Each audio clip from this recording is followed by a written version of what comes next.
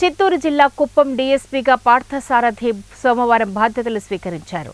ఈ సందర్భంగా నూతన డీఎస్పీకి సిబ్బంది ఘన స్వాగతం పలికారు. అనంతరం ఆయన మాట్లాడుతూ కుప్పం సబ్ డివిజన్ పరిధిలో లా అండ్ ఆర్డర్ సమస్య లేకుండా చర్యలు తీసుకుంటామని అన్నారు.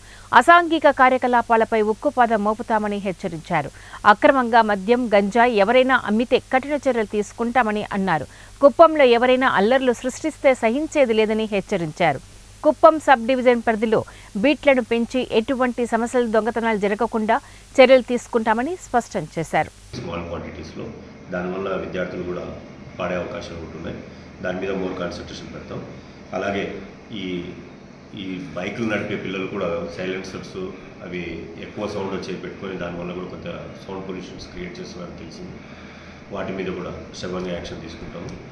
అలాగే ఇతరుల చోరీలు కూడా మనకి police station border sub division కాబట్టి ఇది కర్ణాటక నుంచి కానీ తమిళనాడు నుంచి కానీ అఫెండర్స్ వచ్చి ఇక్కడ అఫెన్స్ చేసి వెళ్ళే అవకాశాలు ఎక్కువగా ఉన్నాయి. ఇక్కడ అటువంటి కేసెస్ కూడా చాలా మటుకు రిపోర్ట్ అయినాయని తెలిసింది. వాటి మీద కూడా